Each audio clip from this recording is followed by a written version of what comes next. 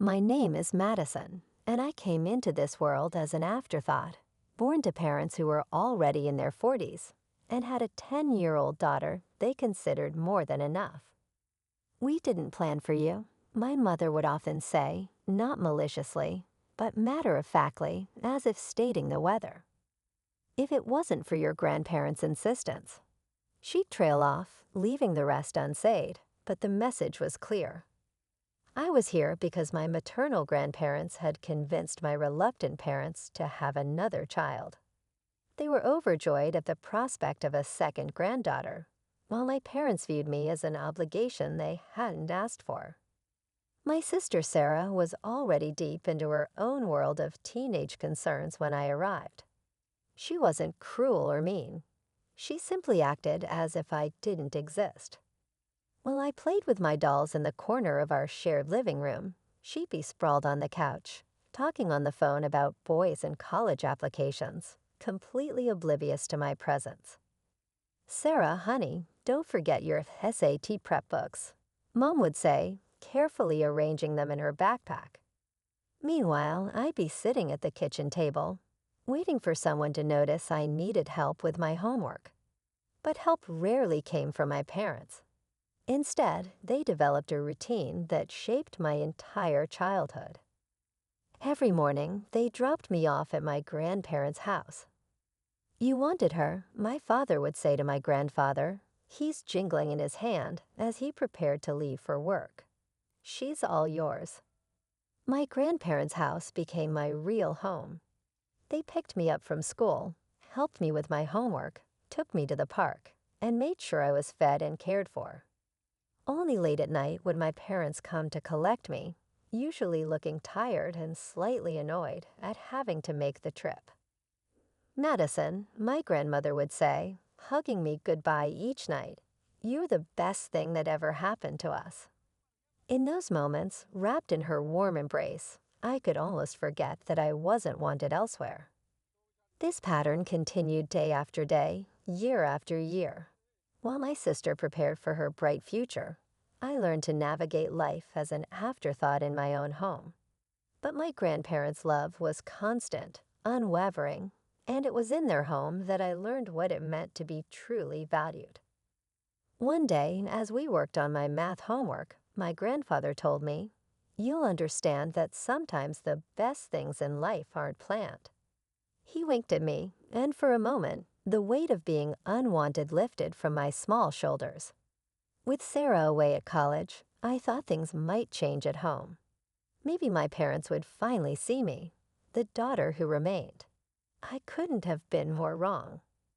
"Madison," my mother's voice reached me before I could even drop my backpack after school. "The house needs cleaning. Start with the bathrooms." What had once been Sarah's chores now became mine, along with a host of new responsibilities. The washing machine became my constant companion, and I learned all its quirks and settings by heart. The housework seemed endless. "You live here. You need to contribute," my father would say whenever I showed the slightest sign, hesitation. "Your sister always did her part." By the time I was 14, I had graduated from cleaning to cooking. It wasn't a gradual transition. One day, my mother simply stopped making dinner. "You're old enough now," she announced one morning. "We expect dinner ready when we get home from work." That first night, I made spaghetti. It was slightly overcooked but edible. My parents ate in silence. Then my father looked up from his plate. "Tomorrow, try something with chicken," he said, his tone making it clear this wasn't a suggestion. My only escape was dreaming about college. Every night after finishing the dishes, I'd retreat to my room and browse university websites. I'd imagine myself walking across different campuses, far away from the endless chores and cold silences. Then when I was 16, Sarah came home with news that changed everything. She bounced through the front door one Sunday afternoon, driving a tall, well-dressed man behind her. "Mom, Dad," she squealed. "This is James. We're engaged." You think someone had just announced they'd won the lottery. My parents literally jumped from their seats, my mother crying tears of joy, and my father was already pulling out his phone to call relatives. "We'll pay for everything," my mother declared, hugging Sarah. "Our first daughter's wedding has to be perfect." The wedding preparations consumed our house for months. Every conversation revolved around flowers, venues, and guest lists. Money seemed to flow like water. Designer dresses, premium vendors, top-tier everything. My grandparents attended the wedding but seemed uncomfortable with the extravagance. I caught my grandmother frowning at the ice sculpture that probably cost more than a semester of college tuition. My grandfather just shook his head at the champagne fountain, but they kept their thoughts to themselves. 2 years later, I sat at our dinner table, 3 college acceptance letters spread before me. After years of playing Cinderella while maintaining straight A's, I had been accepted to all my top choices. My heart raced as I told my parents the good news. "That's nice," my mother said, not looking up from her plate. "But we can't pay for it. We spent all our savings on your sister's wedding. Even took out a loan for it. There's nothing left for college." "But you paid for Sarah's college," I stammered. "That was different," my mother replied. "We saw potential in her." The silence at the dinner table was deafening after my mother's words about potential. I sat there, acceptance letters suddenly feeling heavy in my hands as my parents continued eating, as if they hadn't just shattered my dreams. "You should get a job," my father said between bites. "Save up some money. Take out a student loan. That's what responsible adults do." I left the table without being excused, something I'd never dared to do before. My hands were shaking as I grabbed my phone and called my grandmother. Within minutes, I was walking through their familiar front door, tears streaming down my face. "Oh, sweetheart," my grandmother pulled me into a hug as I told them everything between sobs. My grandfather's face grew stern as he listened, but there was a glimmer in his eyes that I couldn't quite read. When I finished, they exchanged a knowing look. "Madison," my grandfather said, taking my hand, "we've been expecting something like this." "What do you mean?" I asked, confused. "We watched how they've treated you all these years," my grandmother explained, "how they spent money on Sarah's education, her wedding. We knew they might do this to you." My grandfather stood up and walked to his study. When he returned, he was holding a folder. "We've been saving for your education since the day you were born," he said, opening the folder to reveal bank statements. "You can choose any of those 3 colleges. We've got you covered." That night, I went home and packed my things. Not everything, just what I needed. My parents were watching TV downstairs and barely looked up when I told them I was moving in with my grandparents. "Whatever you think is best," my mother said, her eyes never leaving the screen. Was that relief I heard in her voice? The next few weeks were a blur of college preparations. I chose to study financial analysis. Somehow, watching my parents' mismanagement of money had sparked an interest in doing things the right way. My grandparents helped me with every detail, from filling out forms to buying supplies. When I finally started classes that fall, it felt like stepping into a new world. The material was challenging, but I loved every minute of it. Each class felt like a step away from my old life and toward something better. My professors noticed my enthusiasm, and soon I was staying after class to discuss complex financial concepts. For the first time in my life, someone besides my grandparents saw potential in me, real potential. My second year of college was in full swing when my grandmother called with some interesting news about Sarah. "Your sister's having trouble," she said during one of our weekly calls. "Her marketing career isn't taking off like she hoped, and James can't seem to hold down a job. They're constantly asking your parents for money." I wasn't surprised when she told me they were getting it. Your mother emptied her retirement account last month to help them with rent. My grandmother sighed. They just can't say no to her. A year later, the situation got worse. Sarah and James couldn't make rent anymore, even with our parents' help. They moved back into my old bedroom, the one I'd spent years keeping spotlessly clean. The irony wasn't lost on me. Meanwhile, I was thriving. My professors had helped me land internships at prestigious financial firms, where I discovered I had a real talent for solving complex financial puzzles. Each challenging project made me more certain I'd chosen the right path. "You've got a natural instinct for this," my supervisor at Morgan Stanley told me during my performance review. "We'd love to have you back next summer." I kept my head down and focused on my studies, barely thinking about my family except during calls with my grandparents. But when I visited them during my senior year, I knew something was wrong the moment I walked through their door. My grandmother's usual warm smile seemed forced, and my grandfather, usually quick with a joke, sat quietly in his armchair. The house felt heavy with unspoken words. "What's wrong?" I asked over dinner, watching them push food around their plates. "And don't tell me it's nothing. I know you both too well." They exchanged a look I'd seen too many times before, the one that meant they were trying to protect me from something. Finally, my grandfather spoke. "Your parents came to see us last week," he said, his voice unusually tired. "They wanted their inheritance early." "What do you mean?" I put down my fork. "They're in trouble with the banks," my grandmother explained. "Multiple loans, credit card debt. They said they needed $200,000 to avoid bankruptcy, and you gave it to them." I couldn't keep the anger from my voice. My grandfather nodded. "We had to, Madison. They're still our daughter and son-in-law, despite everything. It was most of our savings." "But most of your savings?" I was furious. After everything they've done, after how they keep enabling Sarah's irresponsible behavior, after how they treated me. "Sweetheart," my grandmother reached across the table to take my hand. "We know you're angry, but what's done is done. We'll be fine." But I kept getting angry. My parents, who'd never had money for my education, who treated me like a servant, had the audacity to demand money from the only people who'd ever truly cared for me. All because they couldn't say no to Sarah and couldn't manage their own finances.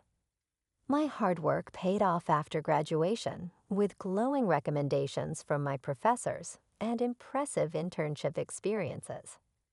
I landed a position at one of the top financial firms in the city. The starting salary was more than I'd ever dreamed of making. I found a modest one-bedroom apartment. Nothing fancy, but clean and safe. Every morning, I'd wake up grateful that I didn't have to cook breakfast for anyone but myself. My career flourished as I threw myself into each new challenge, earning promotions and bonuses that my younger self couldn't have imagined. Within a few years, I had enough saved for a down payment on my own place.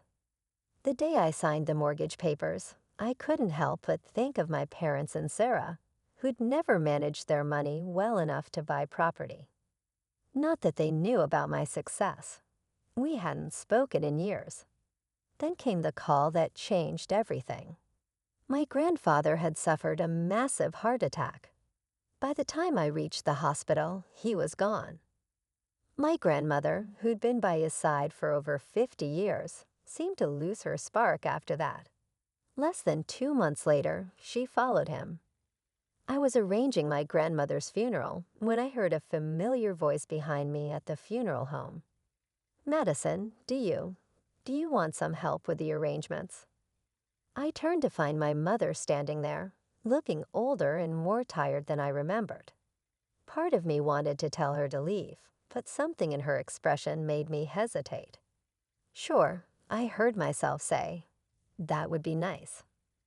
Over the next few days, as we planned the service, my parents began to open up. They were struggling. They admitted retirement hadn't been kind to them.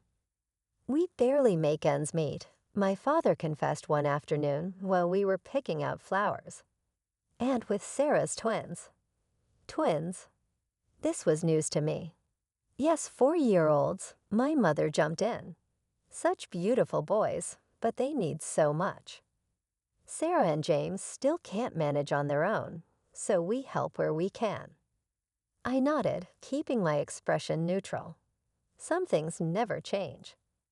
A week after we laid my grandmother to rest, we gathered in a wood-paneled office for the reading of the will.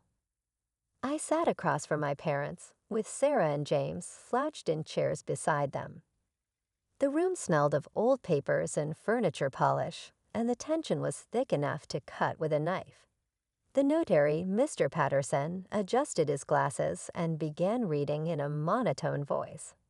I expected the usual legal jargon, but what came next made everyone sit up straight. To our beloved granddaughter Madison, he read, "We leave our house at 1542 Maple Street, and the sum of $150,000.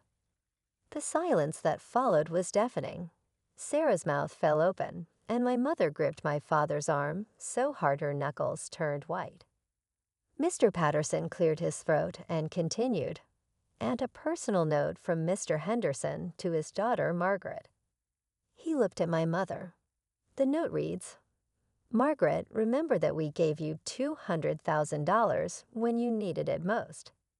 This is our final decision, and we trust you will respect it, as we respected your needs then." My mother's face flushed red, then pale. My father stared at the floor while Sarah and James exchanged worried glances. After the notary finished and gathered his papers, my parents approached me in the parking lot.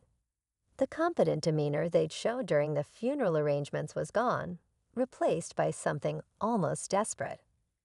"Madison, honey," my mother began, her voice trembling. "You have to understand. We always thought we'd inherit the house. We were counting on it. We're struggling." My father added, running his hand through his gray hair. "The mortgage, Sarah's family's expenses.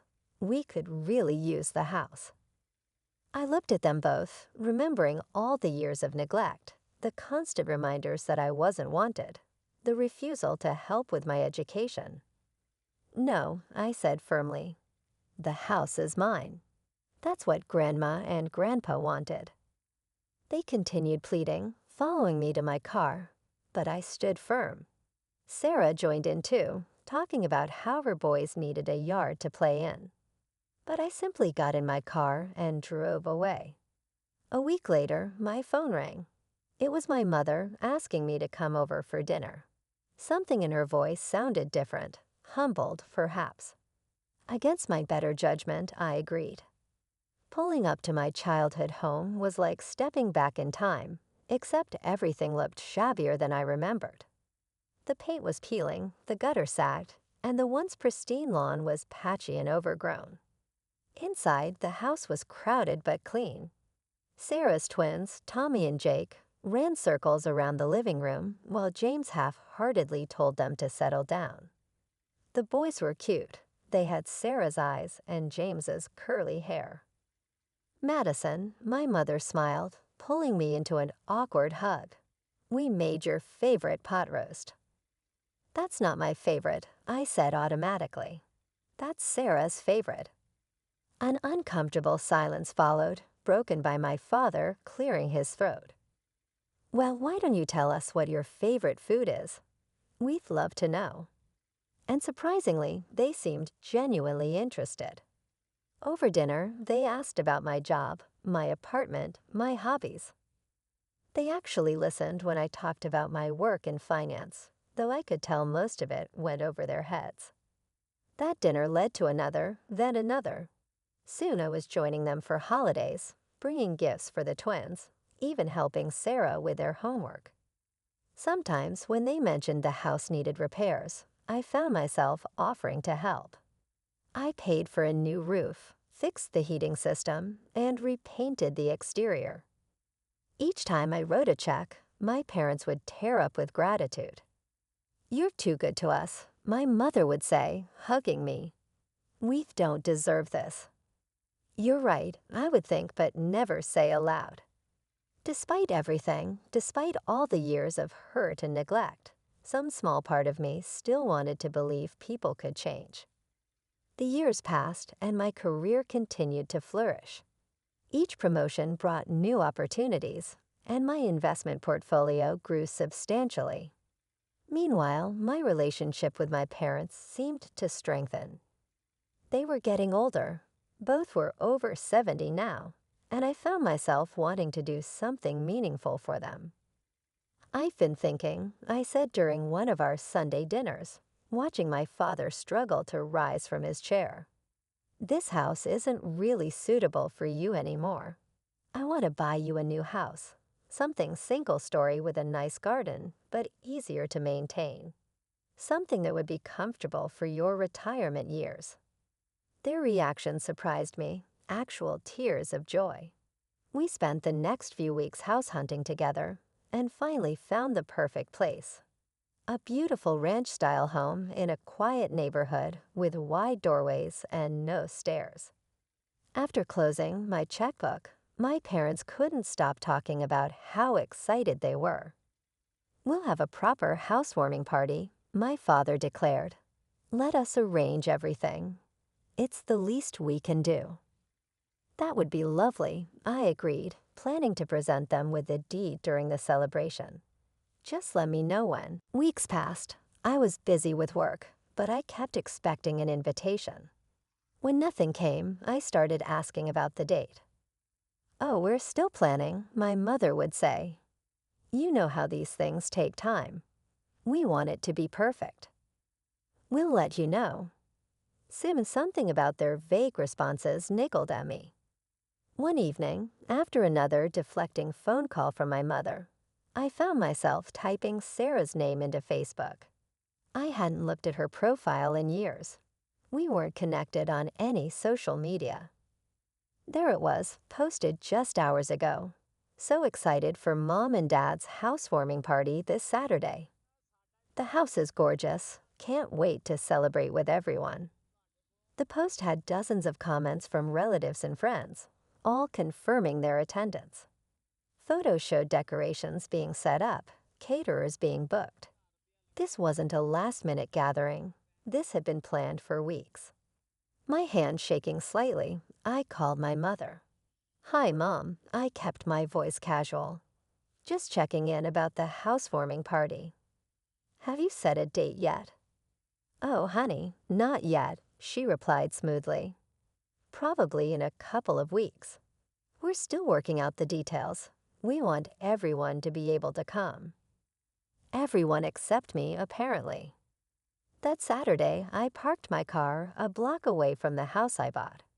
Music and laughter drifted through the evening air. Through the large front windows, I could see dozens of people milling about, relatives I recognized, friends of my parents, Sarah's social circle. The front door was unlocked. Of course it was. They were expecting everyone except the person who actually owned the house. I slipped in quietly, following the sound of my father's voice to the living room. And after all these years of hard work, we finally did it. He was saying to a group of attentive listeners, "Bought our dream home." "Don't forget about Sarah," my mother added proudly. "She helped so much with the down payment. Such a wonderful daughter, always taking care of her parents." Someone commented, "Unlike some people." My mother said pointedly, "You know, our younger daughter hasn't helped us at all. Probably too busy with her career to care about family." I stood in the doorway, heat rising to my face as I watched this performance. Sarah beamed beside them, her 7-year-old twins running between the guests in the house I bought. "Actually," I said loudly, making everyone jump, "I think you've got that backwards." The color drained from my parents' faces. Guests turned to stare at me, whispers rippling through the crowd. "Madison," my father recovered first, his smile tight. What a surprise. I'm sure it is, I replied, stepping into the room. Especially since you forgot to invite me to the housewarming party for the house I bought. Dead silence fell over the room. Sarah's husband suddenly became very interested in his shoes. Well, my mother's voice had an edge to it. What's done is done. You bought it, yes, but it's ours now. You can't expect eternal gratitude. That's right, my father added, gaining confidence. And frankly, you're not welcome here. This is a family gathering, and Sarah and her family will be living here too, my mother announced. They've already sold their house. It's all arranged. I couldn't help but laugh, a cold, harsh sound that made several guests step back. Reaching into my bag, I pulled out a folder. You seem to be confused about something, I said, opening the folder to reveal the deed and ownership papers. This house belongs to me. I never signed it over to you. I was planning to give it to you tonight at what I thought would be a proper housewarming party. My mother's face went from pale to ashen. My father started to sputter. And now I turned to address the stunned guests. I'd like everyone to leave. This is my house, and the party's over.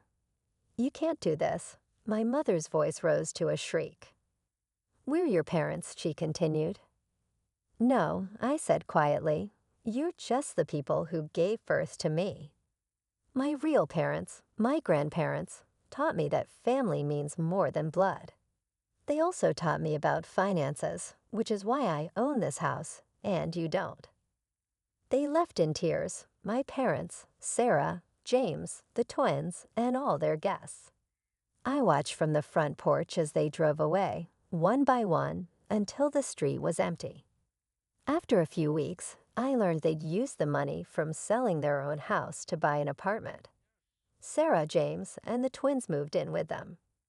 They tried calling me for weeks, but I blocked their numbers, their emails, their social media accounts. The house, I sold it a month later and put the money in my account. Someday I'll have my own children, and I promised myself they'll never have to earn my love or compete for my attention. Unlike my parents, I'll love my children equally and unconditionally, the way my grandparents loved me.